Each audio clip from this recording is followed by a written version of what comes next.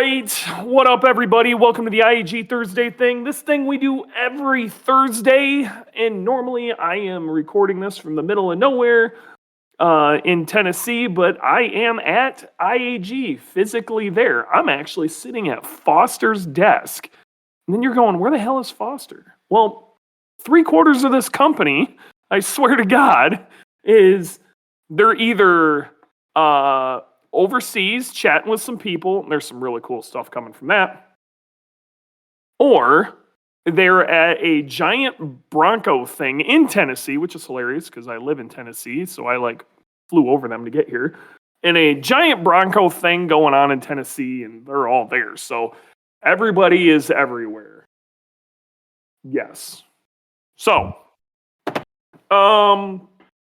nobody's here. It's kind of empty. It's kind of wild, but it's also kind of fun. So, yeah. And as usual, I'm joined by my partner in crime, Warranty. What's up, dude? Hello, sir. How are you? Pretty good. I haven't talked to you pretty much all week. How's things? It's okay. Work is slowly getting a little bit less busy, but I have a feeling that it's going to be hectic for the rest of the year. Company's growing like crazy, and it's a fun time riding the Bronco. Well, different kind of Bronco anyway. Nice. So, what you been up to? Oh, just working, trying to ride the bike a little bit when I have time, but mostly long hours in the office. So I'm in there now, taking a break from studying, and then I'll get back to it. So, did you hear why I was brought out here? Do you know why I was specifically brought out here? Oh, this week? No, tell me about it. Well, technically it happened last Friday. So last Friday, we had a new product that we wanted to test to see its effectiveness on our, I think it's a 22 BRZ. I'm interested. Yes. So they needed a tame racing driver to do fast laps around Summit Point, which is a track I've always wanted to go to. We were on Summit, Maine. So we went to a really cool lapping day there. And the car is our basic BRZ, but we did put some RE71 RSs on it. So it's got some good sticky tires, and we put some DTC 60 brake pads on it so we could really get that thing to haul down. But other than that, the car's basically stock. Okay.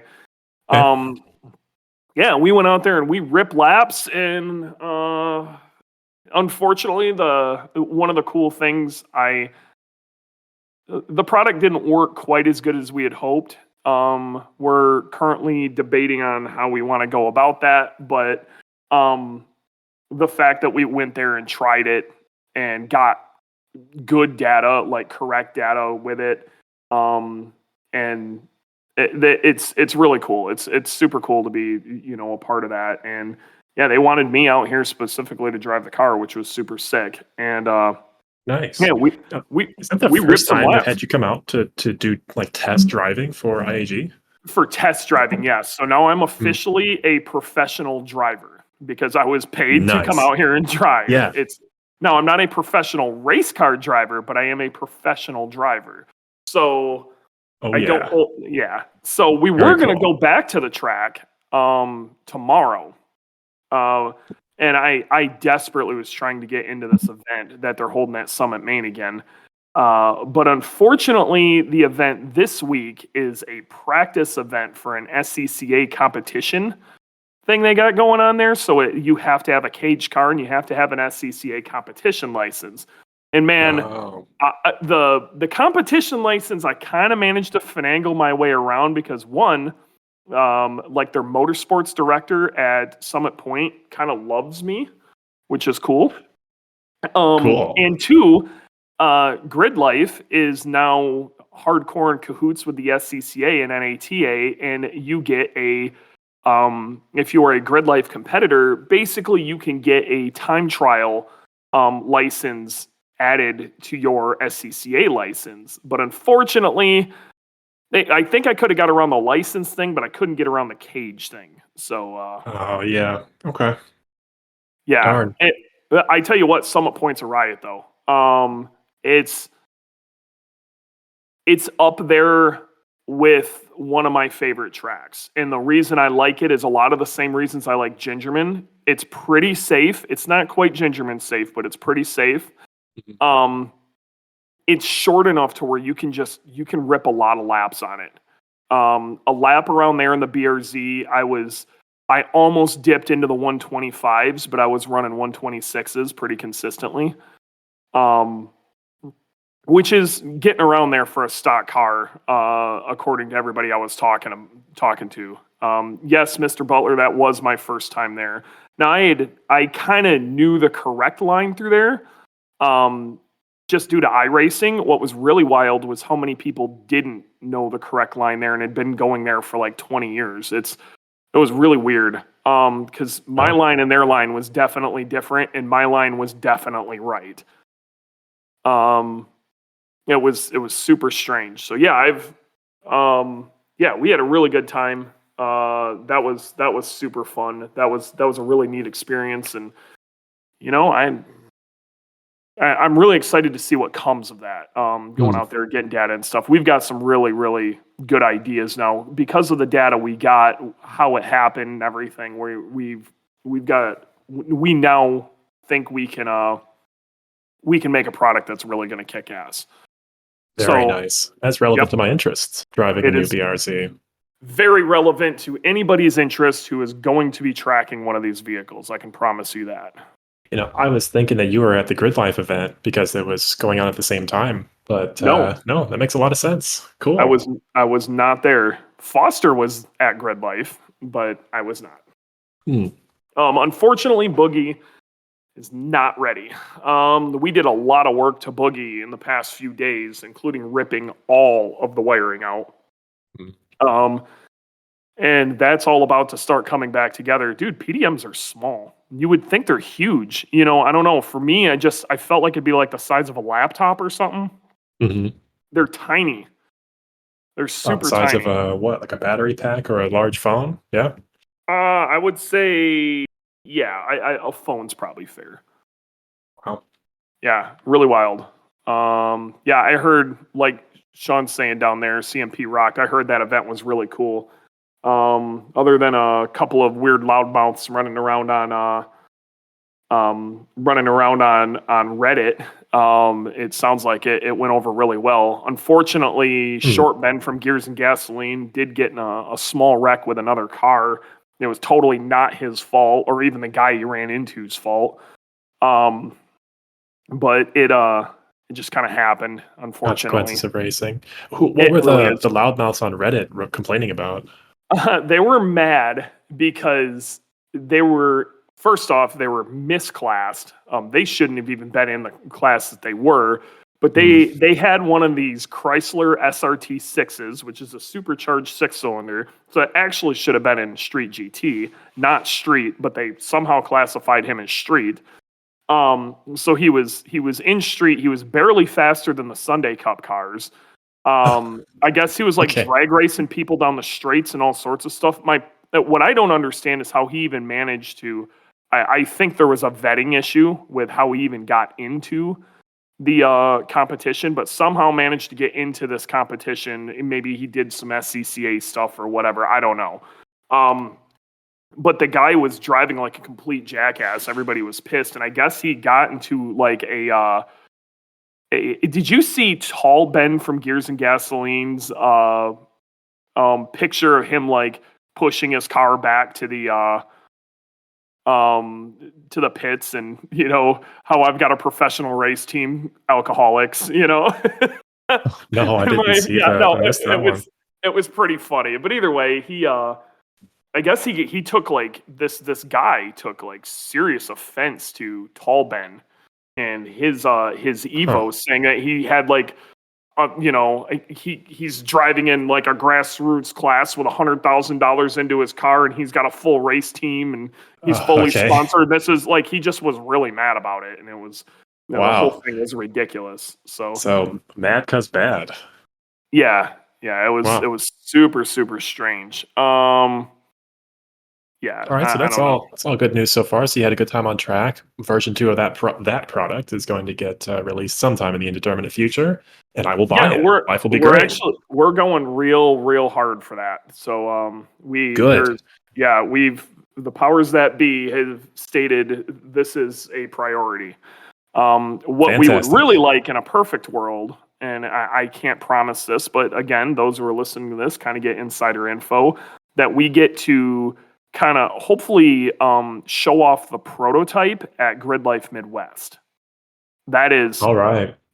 kind of a goal, but we've got a lot of testing and stuff we got to do. But that's So the when you idea. say prototype, do you mean like the first one off the production line, but it's unlikely to be changed, or No, we're still work in talking progress? probably like at least from a finishing standpoint. You're going to be able to see the concept, you know what I mean, but it's not going to be the end finished product. Okay, so like on display, like this is what we built. I would like to have it on the car and That would be nice too. it maybe even jack the front of the car up. For those who really care about it, are going to want to go look. I really care about it, so I want to go look. I want to see the data too. I'm a big data nerd. I know you're a big data nerd. You would have loved this. You would have had a great time. So Yeah, man. something else that recently happened is the engine I have been running in Boogie for the past year or so that we ran all last season, won a championship on, is finally for sale. It's very nice. exciting stuff. So our Destroker line is finally a thing, and yeah, I couldn't be more excited. But I'm starting to get a lot of questions. I posted something up on my wall about it, and I've been getting a bunch of questions about Destrokers, but some of the people who want these engines, they're probably not the right answer for them. And then the flip side, some of these people who are buying other engines, they might want to take a serious look at a Destroker. So kind of what I wanted to talk about today is, one, what is a Destroker? Why would you do it? And then why does that engine make sense for you or not? Okay, that was really the goal here, is to chat about that. So first things first. I really don't want to go digging in. This is not going to be a super in-depth, this is exactly what our Destroker is. We're going to have these on the site here soon. If you want to purchase one before then, hit me up. We'll talk about it, okay? But long story short, we have one that is developed off of our IAG 950 block and one that is developed off our IAG 1150 block. The 950 being a little bit cheaper, the 1150 being for total psychopaths, and that would be it basically is a carbon copy of my engine, including the aftermarket crankshaft. These aren't cheap engines, and they're not for everybody, okay? But let's talk about Destrokers and exactly what a Destroker is and why you would want to do that. When we talk about Subaru engines, you have two different strokes. Okay, you've got the smaller stroke EJ20. I want to make sure I'm getting the stroke. I don't need stroker kit. Oh my god, I can't type. So while he's looking that up, there's two different strokes, 2 liter and 2.5 liter. Yes, okay, and then I got there's it. two different bores, which is 2 liter bore and then 2.5 liter bore. You got a 2 liter bore and a 2.5. So the EJ20 is a 92 millimeter bore and a 75 millimeter stroke. Okay. Stroke meaning basically how that's kind of like your crank's throw and the size of the crank. Yep, how much the piston would actually go up and down. Now, the EJ25, that's going to come with a 99.5 millimeter piston, so a significantly larger piston, and then also a significantly larger stroke. So that jumps up to, and I'm so bad with these numbers, and I'm sure James is listening and going, oh my God. No, No. IAG 25 stroke. That goes to a 79 millimeter versus the 75 mil. So it's a pretty serious jump. And so what you end up with a larger stroke is you end up making more torque out of that. But the downside to that is your piston speeds go up. Not that big of a deal if you're, keeping RPM within a certain range, but when you have more, range of up and down movement, the speeds are going to get higher with RPM. Okay, and that could be an issue. So Josh, we're getting into that. I got you, buddy. So what a destroker is when you stroke something. So let's start with that. When you stroke something, and what you really saw back in the day a lot was you would see people taking the 2.5 liter crank and sticking it in the 2 liter to give it a little more mid-range torque. It was something the EJ20 just didn't do very well. So you get a little more mid-range torque out of it. And you saw that a decent amount, but there was not a whole lot of thought put into piston speed with that. That setup, you really wouldn't want to take too much past 7,000, 7,500 RPM. When you destroke something, this is something that came kind of later. It really came into, I don't know if I want to call it the public eye. The community really started to take note of this at 2010, 2011 timeframe. Maxwell Power Systems, and it was Dom Asia, so Get a Dom Tune, and Micah, who is now 3MI Racing. Those two kind of developed this, and what they did is they took a 2 liter crank and stuck it inside of a 2.5 liter. And that knocks it down to a 2.35, if anybody's wondering. So it's actually, you wouldn't call it an EJ23, but that's kind of what it is. Now, the reason they did this was instead of looking for more torque, they were looking for revs. Now, one thing that the EJ207 does extremely well, a 2 liter, is you can rev it. Its factory red line is 8,200 RPM. And the nice thing about that is Subaru designed a lot of its gearing based on it. Super helpful. And if you ever get a chance to drive an EJ207 with a proper JDM gearbox, you'll just, everything kind of matches where it's supposed to go. When in a 2.5 liter, especially the early ones, the 04 to 06 STIs, you'll feel like you're short shifting quite a bit. So, long story short, they did this in search of revs. Now, they were pretty extreme right out of the gate. Even before enough research was really done, maybe to, for proper oiling and stuff. They did what they could do, and it was their science project. But they went straight to 9,000 RPM, which honestly, guys have been doing with 2 liter cranks for a very long time. This is why. So a lot of people have done EJ207s like that, also 9,000 RPM.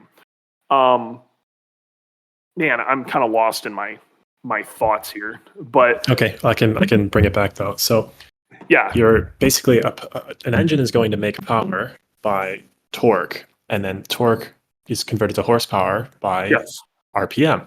So a good way to make power in a naturally aspirated situation is to just raise the RPM. When you raise the RPM, do this all the time. So yeah, and if you notice, RPM, let me finish my thought here. When you raise the RPM, you're adding more stress to the engine. And so the goal with engine geometry and the ratio of rods and strokes and things like that is to get the least stressed engine rotating assembly at a given RPM level, so then you can go even farther and make more power. And in turbocharged engines, you get the benefit of, just more torque over more time, over a wider RPM range. You're shoving air into it, so you're able to get away with some stuff. Here's what I'm trying to boil this down as simple as possible without getting crazy, okay? So if somebody's listening to this later, long story short, the reason you de-stroke something is so you can rev the living balls off of it. The problem with revving the living balls off of it, though, is there's more that goes into it than it seems like. If you were to try to just stick one of these 2.3s in a stock with some stock heads and a stock turbo, the turbo itself isn't going to be able to move enough air, and the heads aren't going to be able to support that to be able to rev anywhere near where that's going to be useful to you. Most stock turbochargers fall right on their face, at 6,000 RPM or less. 9,000 RPM means nothing to you, okay? I know it seems like it's going to be a ton of fun, but on a 2.5 liter, like I said, most of them are falling on their face, right? And even an EJ207, yeah, it can rev to 8,200, but at about 7,000 RPM, it starts tanking pretty hard with stock turbochargers, okay? So if you're looking stock turbo or sub 500 wheel horsepower, the Destroker just isn't going to make sense. And honestly, it's really not a great street setup. That mid-range torque, you're going to lose a decent amount of it. The car's going to be a little doggy off boost. That's not what it's set up for. You would be better served with a 2.5 liter. And keeping your red line in check, because it's going to help immensely, just due to that displacement and that stroke. You're going to keep that mid-range torque. But if you're looking at 500, 550 horsepower plus, and we're not doing this with a small turbo with big boost, and you have the heads to back this up, so we're talking a larger turbo that can breathe up top quite a bit, and you have the heads to back this up, so the valve train and a decent cam, this may serve you better on track. It's really not going to be a great street engine. The whole reason this setup works is because you're going to move your power band on a dyno graph. When you look at a dyno, essentially the more power you make past, or the more torque you hold past 5,200 RPM, that's when your horsepower and torque cross on a dyno graph due to just how the math works out. The more torque you can hold past, then the more horsepower you're going to make. Torque breaks stuff. Horsepower doesn't. Okay? Torque is the force behind it. If you can just maintain a decent amount of torque instead of having to spike boost or something to make the type of horsepower you're looking for, and you have an engine that's capable of revving and breathing up top, you're going to make a boatload of horsepower without having to make a ton of torque. On track, that's nice because what you end up getting is a really wide power band and a very, very usable, your gearing now becomes extremely usable because it's going to stretch it out even if you have shorter gearing like I do in my car. Well, the biggest reason for years that I ran a 2-liter is there just wasn't an off-the-shelf 2.5 liter or a 2.3 Destroker, and 2-liter heads were easy to get a hold of and just they breathed great without having, like, EJ207 heads were fantastic without having to do a lot of work to them. Drop cams in it, some basic valve springs, and maybe a little bit of work to the exhaust side. It's all you really had to do. 2.5 liter heads, you got to do a little more work to, but now we have the ability to, off the shelf heads, they'll outperform a set of 2-liter heads by massive amounts. And now we have the ability to get these parts to make an off the shelf Destroker engine. What do we have here? We have a couple of advantages. What would be the advantage of having, okay, so we're going to talk about the advantages and disadvantages of destroking versus stroking. So when you destroke, you're going to basically give up torque in search of RPM. That's really what this is about. But for you to make use of it, you have to have a large enough turbo to breathe up there, and you have to make sure that you have you have headwork that can keep up with that. Not only that, RPM, no matter what, is going to come with some risk. Higher RPM is going to come with risk. So you're spinning this engine really, really fast. You need to make sure you have the oiling to keep up with it. Upgraded oil pumps are a must. Dry sumps are almost always recommended in that situation. Our stage 2 pump does an extremely good job of keeping up with that, but again, it's something you really, really have to monitor. And if something does go wrong, it goes really wrong because you're just adding a bunch of speed into the equation. Now, with a destroker, like I said, you are sacrificing torque for RPM. Now, if you were to go the other direction, like Flanny Man in the chat just said, what would be the advantages or disadvantages of having a 2.7 liter stroker? Okay, now the advantages of a stroker setup would be you would sacrifice RPM for torque. But I have to be completely honest here. I don't really recommend anybody stroking a 2.5 liter unless you have some like really wacky autocross car or something, and you're like massive amounts of bottom end torque are the only thing you're after. A 2.5 liter can really make a boatload of torque without needing to stroke. But you are sacrificing revs. You really, really don't want to. You really hurt your rod ratio. So your side load on the pistons are going to be really rough, and it's going to be really hard on that engine sending it anywhere past stock redline. Honestly, you should probably lower the redline. Here's an interesting statistic that I don't think a lot of people understand. In a 2.5 liter, sorry, let me back this up and do it the other way. I know where you're going with this. The piston speed. In a 2 liter, at 8,200 RPM, the piston speed is the same as a 2.5 liter at 6,500 RPM. Oh my gosh. Okay, so can you make more power at 8,200 RPM in a 2 liter versus that 6,700 RPM in a 2.5? That's the question. The problem is it's not a apples to oranges comparison, because the 2 liter almost always got better heads from the factory. Okay, and then they would run different turbochargers, they'd run different cam profiles, they would tune them differently. You know, it wasn't really an apples to oranges comparison. But they were different. The reality of it is the 2 liter felt completely fine running 6,000 RPM plus. And if you've ever driven an EJ207, you'll kind of know what I'm talking about, where you don't even realize when you're driving down the road that it is just revving its nuts off. You know, 6,000 RPM feels totally normal. When you're driving a 2.5 liter, you feel like you have to shift at 4,000 RPM. If you're going to drive around over 4,000 RPM, unless it's you, because for some reason you just love running around.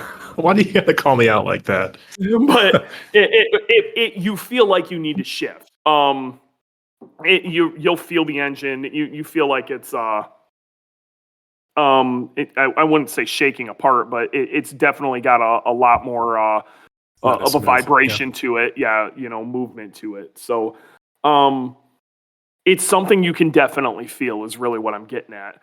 And so one of the reasons that I really don't recommend stroker engines, and one of the reasons, one of the things that people really don't take into account with Subarus is our deck height is comically short.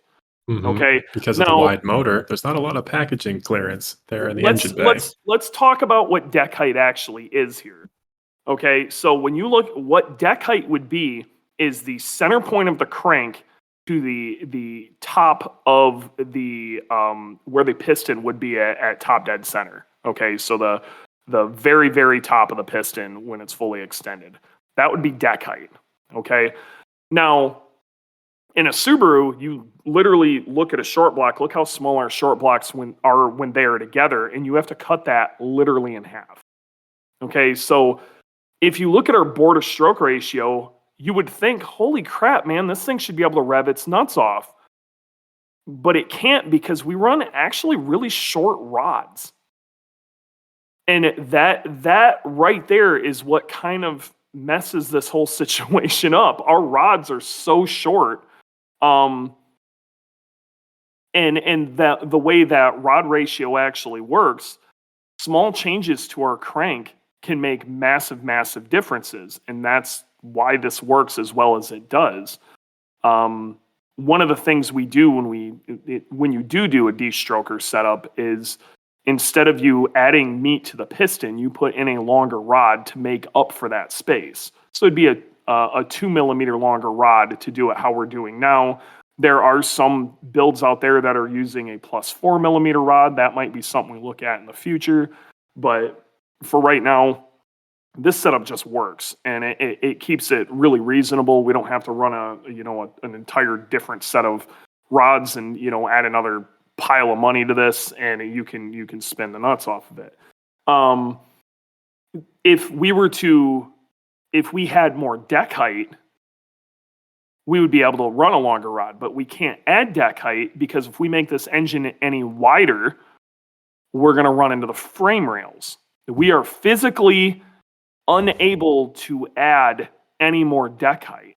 This is why, like in Honda's, Mitsubishi's, inline fours, just in general, they do have a bit of an advantage because they can run really tall engines and put really long rods in, and they can just spin the crap out of them, even with fairly large cranks.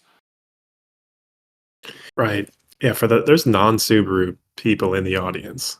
And the important thing to know is that these engines are shaped like a hammerhead shark. There's only so wide you can go before you run into the frame rails. Yes, we don't have a ton of room. We already barely have enough room to get in there and do spark plugs. Now imagine adding even an inch, losing an inch on each side to that would be awful. So Josh Aldrich, say same heads, same intake, same turbos, same everything else, same 9,000 RPM capability, 2.5 versus 2.3 Destroker. Well, that's just it. The 2.5 liter, assuming that it's a 2.5 liter crank, isn't going to last as long as the 2.3 Destroker. At 9,000 RPM. Yeah. At 9,000 RPM. Not only that, due to the piston speed being a little bit slower, it's actually going to have a little more dwell time up at TDC. You're going to get a little bit more out of your combustion event up there. Okay, so when you have boatloads of boost, you can make up for a lot of different things, but I will tell you that the 2.3 will last longer. It'll be happier up there. But let's say this is a drag engine. It's only making so many passes anyway. You may still be better off with a 2.5 liter because that extra bit of displacement may be worth it for you. Because that is an extra little bit more air you can cram into that engine. That it's sucking, that 0.2 of a liter more air in there, which really, if you're looking at 1,000 plus horsepower, that's a decent amount of power. That is something you have to think about. But if you're talking something maybe over a lap, and this engine being happier hanging out at 9,000 RPM, it's a different story. You need this to hold together. A 2.5 liter is just not going to hold together at 9,000 RPM in time attack use for any amount of time. And it's one of the reasons that and I'm not saying you can't make a boatload of power out of a 2.5 liter. It's just you weren't running it at 9,000 RPM. Now, the other consideration is, rather than just the engine being happy or not happy, that's a theory-based question, which is better. But in reality, there's so many other variables that go into it, such as what is the piston design, how well does it squish and squeeze in next to the heads, how well do the heads like a 2.5 liter versus 2.3 is going to have the same piston. But so now the other thing you need to think about here is there aren't a ton of aftermarket gear sets, okay? And it's actually cheaper in some cases to build an engine that matches your gear set versus building a gear set that matches your engine. Now, if you have a 2.5 liter, and say you're trying to be smart about it and you're keeping it under 8,000 RPM, your time attack 2.5 liter, and you have a gear set that matches that might work out great for you. But what I can tell you is from personal experience, the Japanese domestic market gearing, or the short gearing with a 9,000 plus RPM redline, matches perfectly on track. It matches absolutely perfectly. So this math was done for Gingerman specifically, but having that rev range, it's going to effectively stretch your gearing. So you're doing more than just trying to make more power at a certain RPM. You're also altering your usable. You're altering the gearing of your car because your usable power is moved. And in some cases, it's going to net you huge amounts of time. In other cases, it may actually be a problem. So this is one of those things you really got to think about. But I can tell you, for most people on most tracks, a Destroker is going to be the better option at plus 500 wheel horsepower if you can make use of the revs. Just consultant things, yes. That it is. It really. There's a lot of nuance to this on making it in your particular setup with your particular tracks and your particular rule set or whatever it may be, to if this engine makes sense for you specifically. But to those it does make sense for, I don't think there's a more right answer. Josh, I guess we'll actually see shortly because our cars are fairly similar. Nope, you're going to find out. Graham is actually on a 2-liter. So for the longest time, I ran a 2-liter. And the reason I ran a 2-liter, again, was because it was really easy for me to get heads for it. When I put this car together, I was really thinking about trying to minimize costs and get the most bang for your buck. Plus, there's some advantages of a 2-liter piston is lighter, okay? So the idea was have something that I could run to 9,000 RPM and it would work. And I didn't have to think about it too much.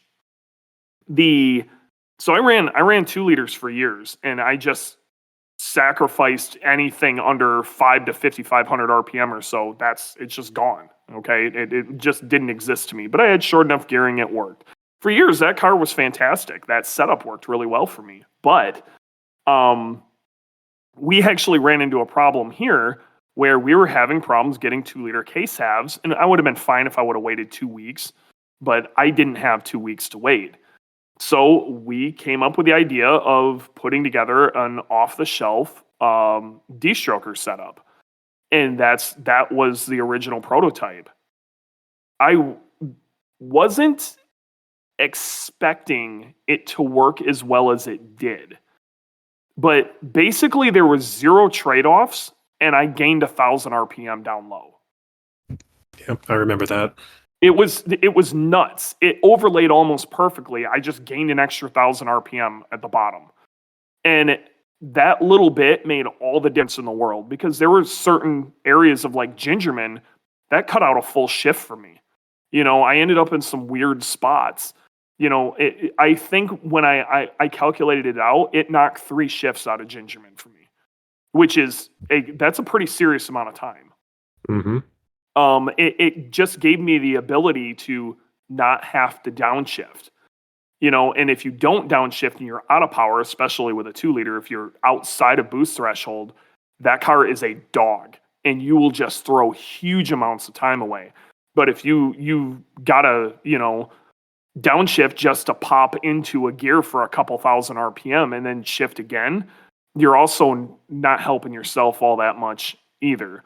So this allowed me to not have to think about things like that, and work on being smooth through the corner instead of trying to set myself up to bang a shift. And it was worth a lot of time. Gingerman's going to be extremely spicy this year. That's Kyle McHugh, and I'm telling you what, Kyle, it's going to be real crazy because, one, Mike always performs at Gingerman, so Mike Omick with his car. Kyle's got a whole boatload more power, so he ain't getting horsepowered by anybody. And then we've got another entry, this cat in the yellow Supra who handed everybody their ass down in Carolina. He's coming to our home track now, and he's gonna find out, but he is very, very fast. So I'm really, really excited for Gingerman this year. We got a lot of work we got to get done in a very short period of time, though. I'd be lying if I said I wasn't nervous about it. That about so long covers story it. short, More power and more places. Long story short, Destroker is that a Destroker engine is makes sense if what you're looking for is RPM. Okay, and if you're not sure if what you're looking for is RPM, you're probably going to want to talk to somebody. But if you are sure, you know where to find it. It should be on the site soon, or you can give me a call and we can talk about it that way. But Destrokers are they're sweet. Rumor has it that we may or may not be shoving one into our drag car too. So I can't confirm nor deny that, but I know we're going to be doing some more wacky Destroker stuff. So we will see. Big fan though. Back to Josh though. Between a 2.5 and a 2-liter, your gearing's also different from mine, so it's going to be different, man. It's going to be different. There's probably going to be some areas where your extra displacement will allow you to spool a little bit quicker, and you'll have a bit more torque in that mid-range, and it's going to help you move out in certain places better. And there's going to be some areas where I don't have to think about shifting because I've got at least 1,500 RPM over you that I don't have to think about. And my short gearing does have a mechanical advantage over your long gearing. So, yep, that's what we're looking for. And you just said, I've got 2 hot sides, big and middle. Just go to the big. Always go with the big one. So, we got a whole bunch of questions. Today was actually going to be an Ask Dewey.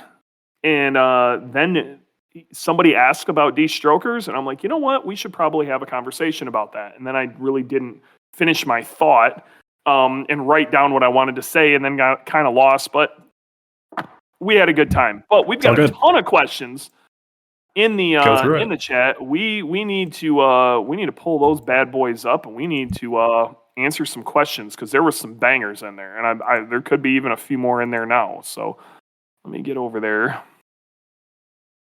And again, thank you to everybody who did ask questions in there. The Facebook group, the IAG Insiders Subaru Lounge. This is usually where I put stuff like this. So, all right. So let's start at the top. I don't want top comments. I want all comments. All right. Drew Hackett starts right at the top. First question. It's Thursday already. Yes, it is, Drew. I'm sorry. Every week. Second question. What are your favorite tips for newbie Subaru drivers on track? That's a pretty good one, actually. I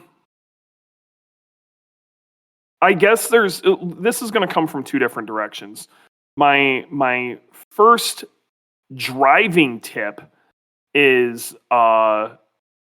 it's always going to be look ahead. I guarantee when you first start, you're going to be looking at the corner you're going into, and you're going to be more worried about getting the line right at the corner of where your car is actually at versus looking forward. Can't stress it enough. If you're looking where your car is at, you're not in the right spot. You should be looking almost as far ahead as you can see. And that means if you're going around a tighter corner and your head's turned and you're looking way, way past where you're actually at, not even the direction your car is going in, that's the correct way to do it. You should be looking so far past where you're at, and that's where your vision is. I wish somebody would have taught me that. Because it has created such horrific habits that are incredibly hard to break. As far as cars go, I think the easiest tip I have is temperatures are everything. Okay, if you want to keep this thing alive, temperatures are everything. You have to keep an eye on your your oil temp and your coolant temp. And I mean, if you've got nothing else in there, at least just keep an eyeball on that coolant temp. I don't know. You got anything warranty for that? Oh gosh, I like your look ahead. Yep. I would say slow car fast is an easier way to learn. Yes. And find a person that is an expert in your platform and learn it. So whether that's an all-wheel drive car or it's a rear-wheel drive car, it's a front-wheel drive car, learn from them. I learned so much by sitting in the right seat, getting driven around by somebody who knew what they were doing. That at the beginning. Or even like if it's a Subaru, find a Subaru guy. If it's an Evo, find an Evo guy. Mm-hmm. Like Kyle will tell you that Kyle has gotten a ton of great information from Jackie Ding. Kyle drives a Supra. Yeah. Okay, and Jackie Ding's experience drove a Supra. Jackie Ding's experiences, I tell you what, if I ever decided I was going to go drive a Supra on track, that was going to be a platform I was going to pick, I would either talk to Kyle or I would talk to Jackie. As much as I would talk to Kyle because Jackie drives me up the wall. But go find somebody like that. If you're new, that's fantastic advice. Find somebody who's driving a car. At a minimum, if you're at an event and you can't find another Subaru or Evo guy or whatever you need to talk to, find somebody with a similar type of car, at least a similar drivetrain. You're totally right there. But if you have Subaru people to talk to, and you're talking to an Evo guy when you have a Subaru, you probably should talk to the Subaru guy. Okay, it doesn't directly translate, I promise you. Mm-hmm. The other piece of advice that I can think of is I've met quite a few people over the years with a lot of scope creep versus just taking what you have now and going out on track. Learning how to drive is as important as building the car. So if you want to build something, you have to learn how to build it. But if you want to drive, that's a completely different skill. So you have to go out and drive just the car as it is now and then modify it to your tastes. Yep. Scope creep is real. The amount of people are like, I need to do this or I need to do that before I go on track. The best thing you can do is, it's too damn high. Just go. Right. All right. All season tires, doesn't matter. Doesn't matter. I don't give a shit. Just go. If you're gonna do anything, throw brake pads in. But the Put two things you should spend. Okay, 3 things you should spend money on: a good oil change, maybe some brake pads, and a damn helmet. Then go. Mm-hmm. Okay, that's right. Third question. If you were handed a 2014 STI to build a fun track day car, what would be the first round of mods you would do before you hit the track? This kind of goes into what we just said, and we really first thing I'd do is buy a good helmet. Okay. Yep. Put good oil in it. Yep. Put good oil in it and put a good set of brake pads on it, and then take it to your first track day. Go do laps. Yep. Okay. Now, right after that, which I would kind of put in that salvo of stuff, I'm going to tell you probably should have an AOS on it. Okay. You need a good radiator. Okay. If you're going to buy something, get a good radiator. You keep your coolant temps down. You're also going to be able to keep oil temps down. Yes. Put an oil cooler in it. Whether you get that combined with the radiator or you get a standalone unit, that's the next thing I would do. Get a damn tune. Yes. Get a damn tune. Can't stress it enough. And you need to explain to your tuner, I'm taking this to the track. Please make this. Keep it chill. Yeah. Keep it as chill as possible. Yeah, just unwind the fuel economy type tune part of it. Yep. So, Safety Mike also brought up a good fire extinguisher. He's right. Not a bad idea. Oh, it's a great idea. It's an absolutely phenomenal idea. Even just a solid fire extinguisher. They make a lot of great mounts that'll go in front of the passenger seat that are real easy to get to, and they're like a quick release. Highly, highly recommend those. Those work great, and they can save your car. That's me how I know. I wouldn't put good tires on it for a while. I would just buy used tires off of Facebook Marketplace. People taking off the stock, what is it, Dunlop rubber on STIs? I would just burn those down. You can just shred tires for a little while until you kind of get yourself figured out. Mm-hmm. You believe me, you're not good enough to know what the hell's going on. So, right. For at least 2 sets of tires. you'll when you know, you know. You know. Okay. All right. Next question. Next question, Kurt Rios. I don't ever get to hear these live, but I do have a question. What is the tentative track schedule for Dewey this year? And is IAG doing any sponsored events this year, i.e. Subi Fest or Flat Fest? So, I'm going to be going to both Gingermans, Mid-Ohio. Rev Up as well as Midwest Festival. Yes. Going to Mid-Ohio. Going to Lime Rock for sure. And going to Pit Race. Those are the for sure track events I'm going to. We might sneak something else in. I don't know. Okay. Right. As far as IAG doing sponsored events this year, yeah. I know we're going to be doing Boxer Fest out here on the East Coast. We should be at Wicked Big Meat. A lot of those like larger events like that we should be going to. What is it, Subi Fest over on the West Coast? I think there's one in Texas we're going to try to do. I think it's up in the air if we do the Midwest one, but there's a lot of talk of us doing that now. There's also one in Florida. So we've got a pretty full schedule as far as that goes. We also have 2 platforms that we're messing with these days. Like I said, everybody's gone right now at a massive Bronco meet. So we have to kind of think about that and what kind of resources we have for, certain racing events too. I think one of the things we're going to start looking into is making more of a presence at some of these festival events with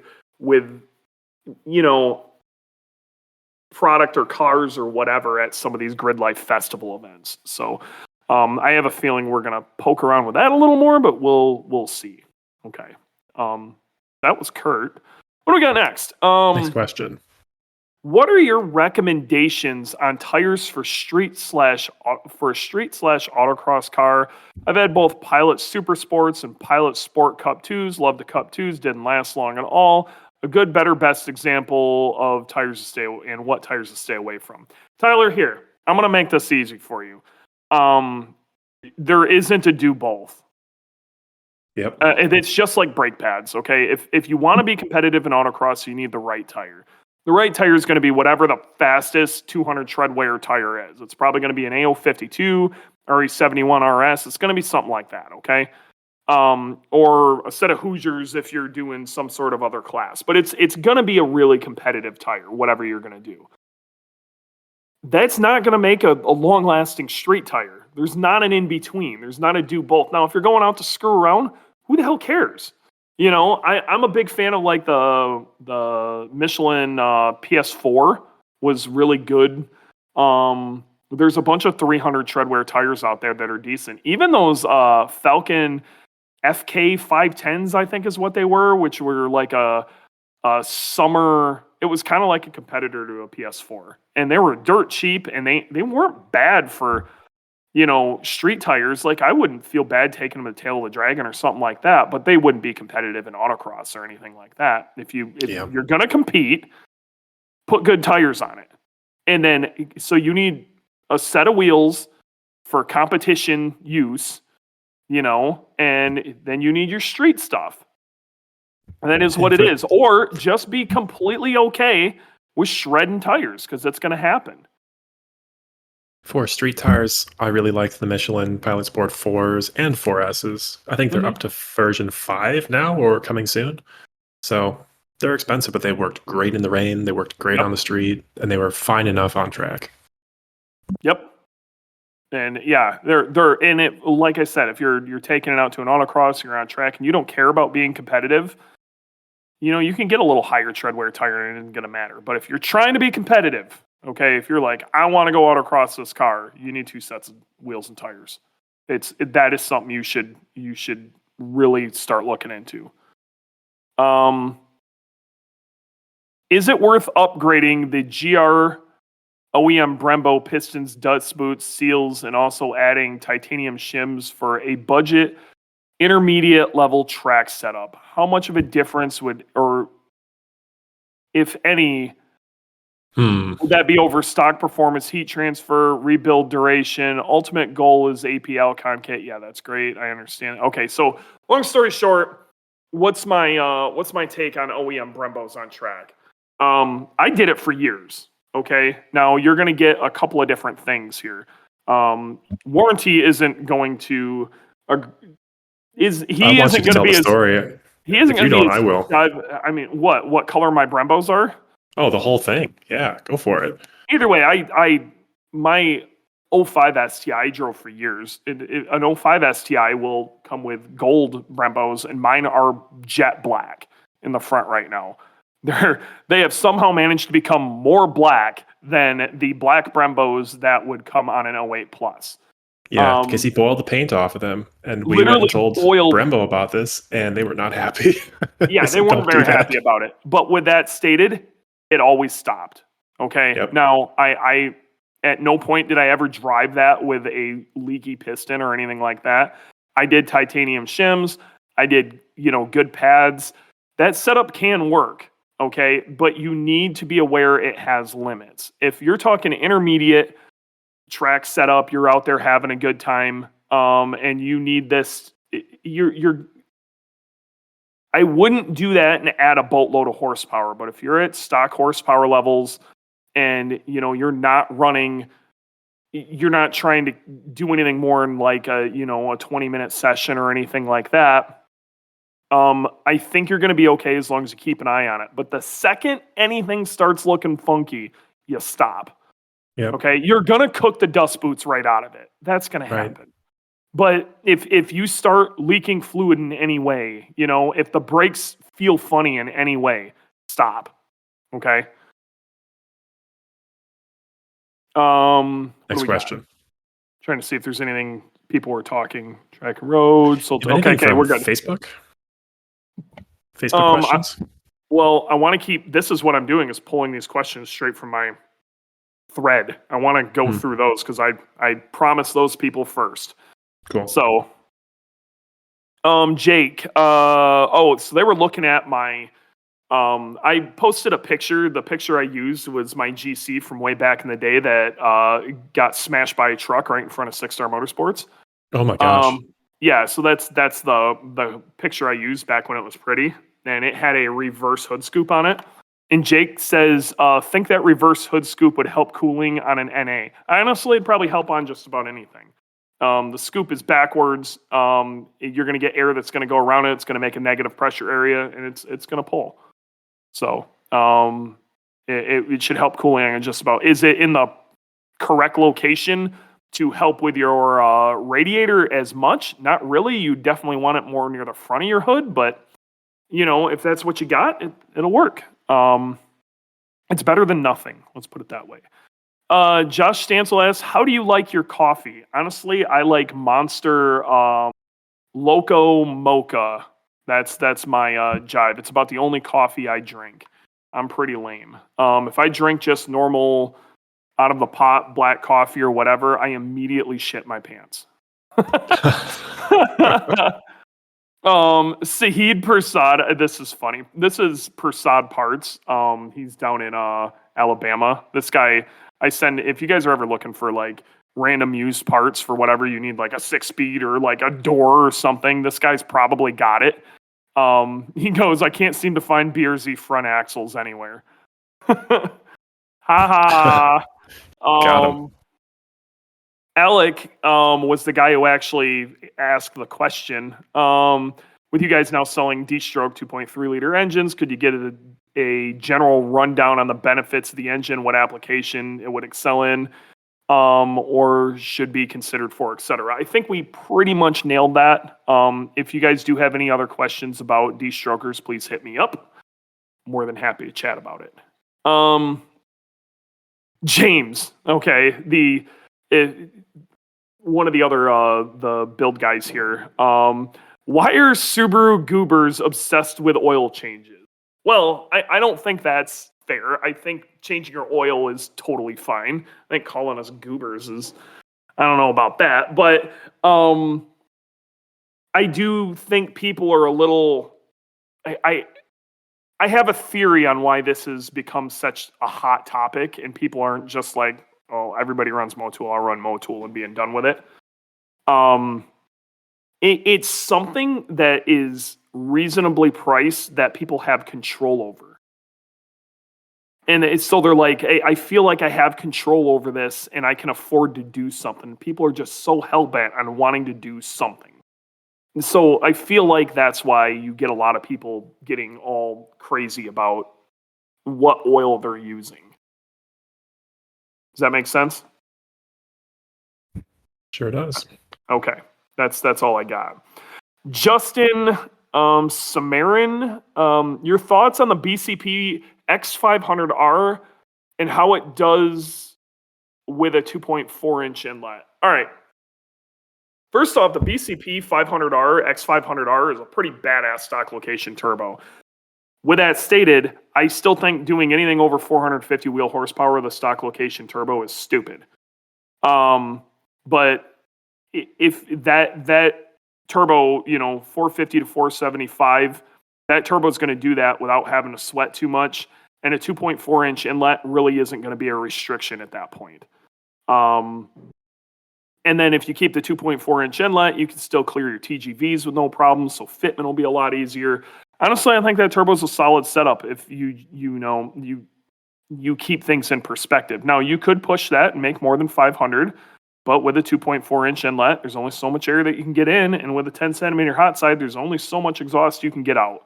So you're going to start losing power at both ends of the power band. It's going to be restricted. So yeah, you might make more peak horsepower, but you're stressing your engine a whole lot more for not a whole lot of gains.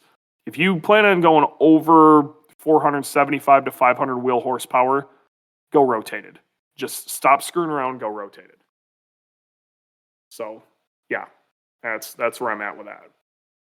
You got anything you want to add on that? Nope, but for big power, get out of stock location. Yep. All right. Solomon Nielsen, oil pumps. When is it time to get a bigger reported oil pump? Okay, that's fair. So currently, I'm not a fan of anything Subaru puts out because their quality control is ass. At any point, you could look at one of our stage 1 oil pumps, and essentially we just go through the oil pump, but we also shim it a little bit to shim the relief valve a little bit to hold the oil pressure a little better, and we do rem finish the relief valves so you don't have any issues like hitching or whatever. The quality control on the OEM oil pump lately has been just atrocious. So just for a quality control standpoint, there's really no downside other than a little bit of price to going to a stage 1 oil pump. If it's already in your car and you are, you're just driving around on the street or whatever, you're probably fine. Now, if you're adding a bunch of horsepower, or you plan on doing a bunch of track time, and you plan on hanging out at higher RPM a lot, I can't stress this enough. It is cheap insurance. Get a good oil pump. If you're at the same time, you should probably do your timing because you're going to change your oil pump out, you're pulling your timing off anyway.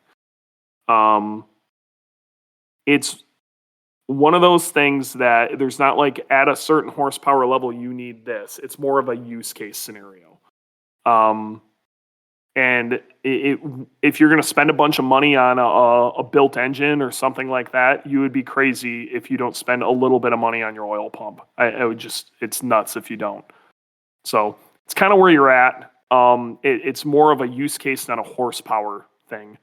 If you start doing a bunch of track days and things like that, and like I said, you're going to be hanging out at higher RPM, a good oil pump can help keep your engine alive.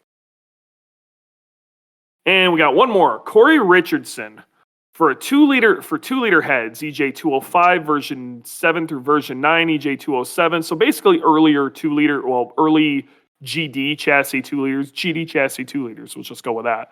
What can we do to prevent cracking under track use and more power? Corey, you're kind of screwed. What you can do is drive the car around bone stock and pray to God it doesn't crack. Or ethanol helps just due to the fact that it's going to burn a little bit cooler. But the reality of it is sooner or later it's going to happen.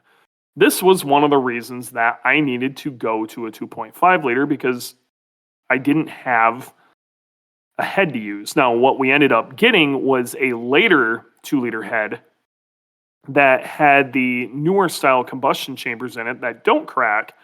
But then we decided we were going to go to a 2.5, and it was way easier for us to just use 2.5 liter heads. So, what can you do to prevent that? You can't. If it's going to happen, it's going to happen. It sucks, but it's the truth. So, let's hop in the chat real quick and see if there's anything hot we can talk about here. There's a couple of ones, and Josh asked thoughts on people out on track to do racing versus people out there pretending to be racing for social media follows and financial gain. You know, I probably have a little bit of a different perspective on this. I think everybody's got their own goals, okay? And Grid Life has a as much or more of an issue with quote-unquote sticker chasing than anybody, where people are just trying to get into Time Attack so they have cool stickers to show they were in Time Attack. It was a real problem a few years back. Now it's become almost prohibitive for people to get into Time Attack if you aren't being serious about it. But at one point, they weren't selling out in 10 seconds and all of that. And you would get people who probably should be doing maybe intermediate HPDE in Time Attack. A lot of that's been cleaned up. Okay. So you're always going to have people on the bleeding edge of whatever class they're in. There's going to be people, like myself. We got Kyle in here, whatever. We're talking about street mod. But then you also have some other guys that maybe have a little more of an odd build, other people who have a little more of an odd build that maybe it doesn't correctly line up, but that's kind of where they landed. But they want to, run it in a timed environment to see where it sits. I don't think there's anything wrong with that. I think it's cool, and I like seeing strange stuff out on the track or awesome builds. I think one of my favorite builds like that was Ben Mitch. Like, he had a really, really badass RX-7 with a bunch of really cool body kit stuff on it, and that car was legitimately quick. It just wasn't built to the bleeding edge of the rules of street mod. And he could have got it there if he really wanted to, but he always was constantly improving and doing his thing, and I have no problems with that. I think that's pretty cool. And then you get other situations, like let's say a company like IAG, okay? Let's say we were to take our BRZ, do some basic modifications, and we were to take it out to Grid Life because we want to go kind of use it in a competition environment and maybe kind of see where it sits against other more serious situations. Graham is another example of this too. Graham has been doing this with his GR Corolla, okay? Where the best way to test something or see where it sits is actually go try to compete with it, see how far off you actually are. And I don't think there's anything wrong with that. That's more of a product testing situation. I think it's great. Okay, and anybody who tries to poo on that, I'm sorry, you're in the wrong. Then you are going to get people out there for social clout that maybe, I don't want to say you're in it for the wrong reasons, but maybe you're not focusing on the things you should be focusing on, like improving as a driver or, improving whatever platform you're messing with. You're going to get that. And sometimes there's benefits to that. Let's say it's an Insta chick that's got, 2 million, subscribers or whatever, followers on Instagram. It's one of those like fitness models, and she decided she was going to get into Time Attack. More eyes is still more eyes, and you're going to get people looking at the sport that maybe wouldn't look at the sport before. And in some situations you can get people to convert and do neat things, And there's some people who I think maybe they think they're the Insta fitness model and they're really not. Or they used that as a vessel to pay for racing. And we all gotta get out here somehow. My personal opinion is like if you're out there and you're following the rules of the track and you're really actually trying to put in an effort to go faster and do it right, um, then great. I think you should be out there. If you're just out there to like, I don't know, maybe be seen. If you have absolutely nothing to prove, I don't understand why you do time attack. Does that make sense? Sure does. I would say that's an important distinction where Yeah. if you're doing it right, we will like you. If you're not successful at what you're doing, I don't probably even not think going it's to like not you. successful. Like if you're out there to if you're trying, even if you're failing, but you're trying, like at least you're putting in the effort. If you're out there just if you're not there to compete or prove something, then you probably should just do HPD. Like Yeah, that's I agree because with this that. is a competition environment. So compete. Yeah, I agree. Um so yeah, that's um D Alex, half-inch head studs. What's the better head gasket? I got to be real. We don't even screw with half-inch head studs anymore. If you can get away with it, the OEM head gasket's fine. You could use the JE Pro Seal. It's all right. My 2 cents, 14 mils and fire locks. Sorry, D. I wish I had something better I could tell you on that one. That's really what you got. If you've got an open deck block, an OEM head gasket's all you're really going to be able to use. If you've got a closed deck block and you're on a half-inch head stud, like a set of JE Pro Seals, something basic is all you're still going to be kind of limited as far as horsepower. Don't take it over 500 wheel and you're fine. And OEM head gaskets can do that no problem. So, Johnny Trans, people change their oil in their engine 100 times before they ever change the transmission fluid. You'd be shocked at what that can do. No, I get that, Johnny. That's one thing that a lot of people don't do is change their gear oil anywhere near enough, and it just trashes transmissions. And they're like, my trans grinds. Well, how many miles you got on it? Hey, 90,000 miles. You ever changed the oil in it? Well, I mean, I didn't know that was a thing. Yeah, that's a thing. The 30, 60, 90 was for that Subaru recommends for their service intervals. Is for very basic street driving. If you're beating the snot out of that thing on track, man, you better cut that in like a half or a quarter. Yep, that is not severe duty. Yeah. And use good oil, for God's sakes. Is Cortez is saying, is yearly on a proper track car 5 to 7 hours enough? Too much? Motul trans fluid. I got to be real. Like, you just need to keep an eye on the fluid. And once it starts to change color, I would swap it out. Maybe 2 events, swap it. That's really what you're looking at. That's can't stress it enough. Let me see. CR, new guy. I've heard you can have the spark plug area machined on the 2-liter heads to get the plug down in the threads to help more of the heat causing the cracks. They changed the whole casting of the 2-liter head to more match the 2.5-liter head. I don't think there's enough machining you can do. So,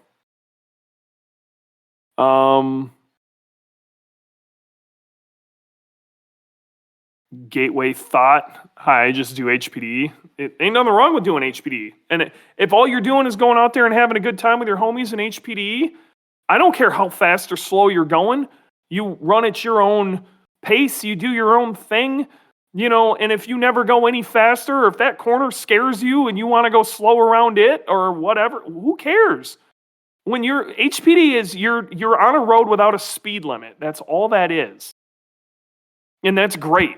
And those events are fantastic, and I wish more people would take advantage of them. See if we got any. We do CVT every 30K. Shit, I'd be doing it. Especially if you're going to be mean to it, I would be doing it quicker than that. To the half-inch studs, when did you guys stop using them in the closed decks? It was a while ago. It was basically when we switched over to the Firelock head gasket, we needed more clamping force to make that work. Half-inch studs just really... They weren't enough of an improvement over the 11 mil stud. And we still, if you were pushing it past 500 or so, you were risking it, and it was as good as it was. It's as good as you could get at the time it existed, but better things happened. It's the same reason that nobody sleeves Subarus anymore. And there's a lot of stuff we used to do that we don't do anymore. That's a big one that we don't play with that anymore. Now the half-inch stud works pretty well in the FA. It's kind of a different animal, but they don't have anywhere near the head gasket issues that the EJ did.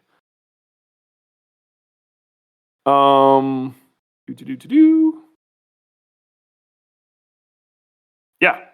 So I think, we kind of did a thing. I hope some of you guys learned a little bit about the Destrokers. I'd like to do another deep dive into that. But long story short, if you're looking at a Destroker, more power in more places, track use.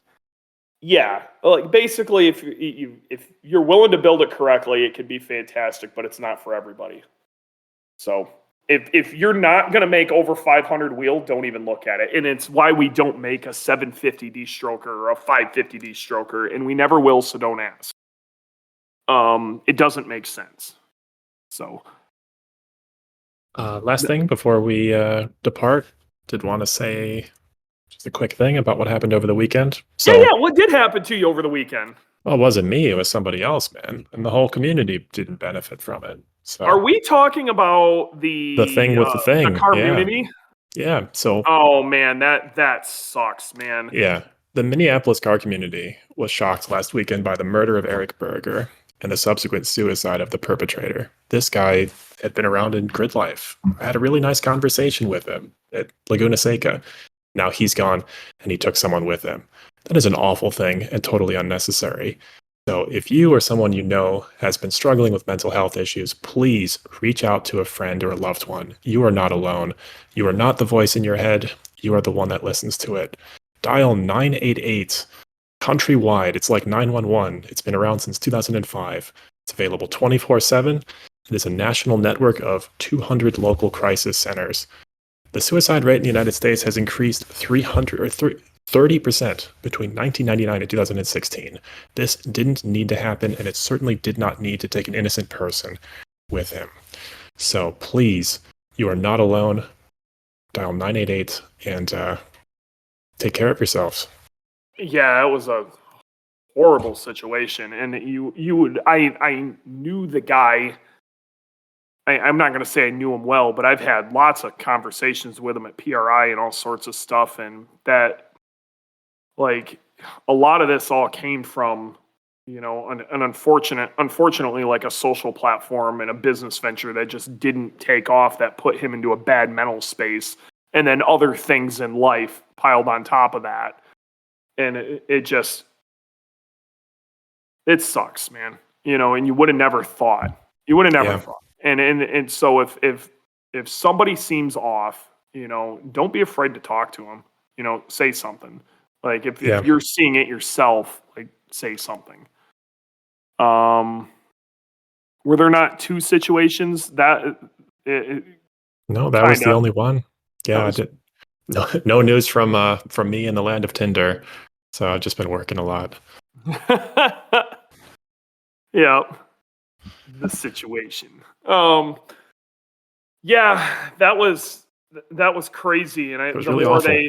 It was awful, and that whole community is just rocked because both of those people were big within that community, and honestly, the social platform was getting a little on the stagnant side, but it was starting to move a little bit. Its heart was in the right spot, and I'm really interested to see what happens with that. And we had a bunch of meetings on what I thought that could be and the route I thought he should take. I don't know. Yeah. And if things don't work out, you can't just work 16 hours a day forever.